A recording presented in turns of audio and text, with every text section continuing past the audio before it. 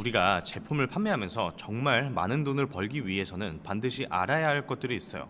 무턱대고 여기저기서 그냥 물건을 떼다 팔고 남들이 파는 게 잘 팔리니까 내가 팔아도 잘 팔리겠지, 이런 얕은 생각으로 사업을 접근하시면 무조건 망하는 겁니다.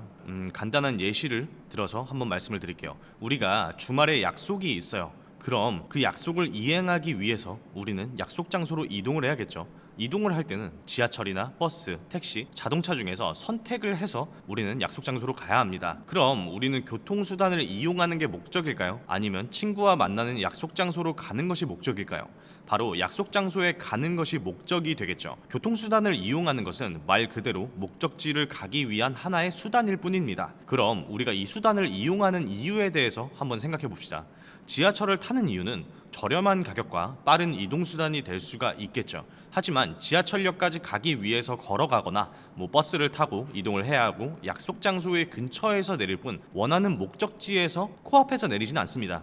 하지만 우리가 택시를 탄다면 대중교통 대비 비싼 가격이지만 우리 집 앞에서 택시를 타고 원하는 장소의 코앞까지 도착을 할 수가 있어요. 하지만 택시를 불러야 한다는 단점과 내가 직접 운전할 수가 없다는 단점과 그리고 높은 비용이 단점이 될 수가 있겠죠. 만약 우리가 자가용이 있다면 택시처럼 부를 필요도 없고 가고 싶으면 가고 멈추고 싶으면 멈출 수도 있고 잠깐 어디 들리고 싶으면 들릴 수도 있는, 즉 내가 선택할 수 있는 자유를 만끽하면서 택시 비용 대비 저렴한 금액으로 이동할 수가 있습니다. 즉 우리가 교통을 이용하는 이유는 편의성과 내 환경에 따라 선택권이 달라질 뿐이지 우리가 교통을 이용하는 목적은 약속 장소에 가기 위한 것이라는 거예요. 만약 우리가 판매자일 때 우리의 제품을 구매하는 소비자라는 이 짧은 문장에서 모든 것을 한번 대입시켜 보자면 여기에서 우리는 우리의 브랜드, 제품은 교통수단이 되는 것이고 구매는 이동의 목적이 되는 것이고 소비자는 교통수단을 이용하는 사용자가 되는 것이겠죠. 이렇게 우리는 네 가지 단어를 선정할 수가 있어요.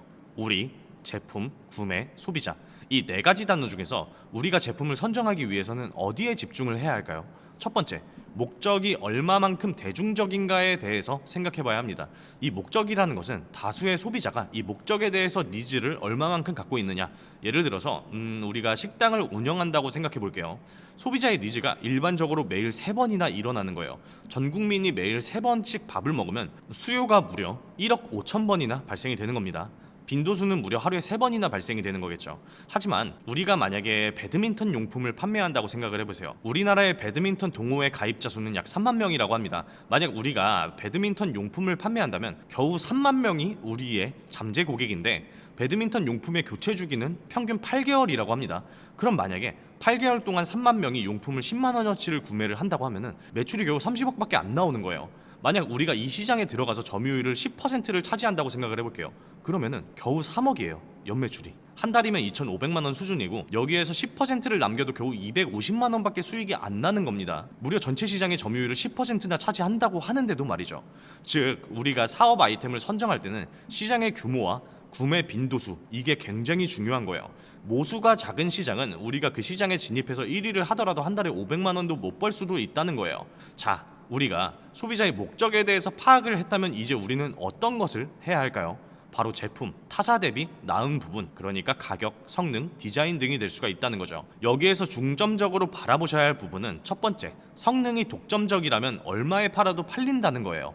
예를 들어서 최근에 엄청나게 주가가 폭등했던 엔비디아를 생각해 보시면 됩니다. 엔비디아의 H100 GPU라는 제품인데 이 제품의 제조 원가는 무려 500만 원 수준인데 판매가는 4,500만 원이에요. 거의 9배의 폭리를 취하는 거죠. 그럼에도 불구하고 공급 부족으로 몇 년을 기다려야만 살 수 있는, 즉 수요가 존재하는데 대체 상품이 없다면 우리는 엄청나게 폭리를 취하며 많이 팔 수가 있어요. 자, 여기서 또 한번 생각해 보면 사람들은 그래픽 카드를 구매하는 게 목적일까요? 아니죠. 컬렉터가 아닌 이상 그저 그래픽카드 자체를 구매하려고 한 게 아닙니다. 바로 그래픽카드의 연산 처리 규모와 속도를 구매한 겁니다. 제가 거창하게 엔비디아를 말씀드리니까 조금 혼란스러우실 수도 있는데요. 기억하실지 모르겠지만 우리가 한 10년 전에 전국적으로 난리가 났었던 상품이 있어요. 바로 이 돼지코팩이라는 상품인데 아마 이거 안 해본 사람이 거의 없을 거예요. 사람들이 이 돼지코팩을 구매한 이유가 뭘까요?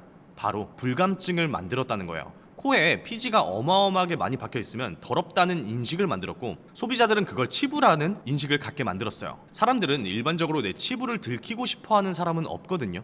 자신이 더럽다고 상대방이 느낄 수도 있다는 이 불안 요소를 자극해서 저 코팩 한 방으로 해결할 수 있다라는 방안을 만든 거죠. 실제로 광고도 그런 류의 광고만 진행을 했어요. 이 광고 한번 보여드릴게요.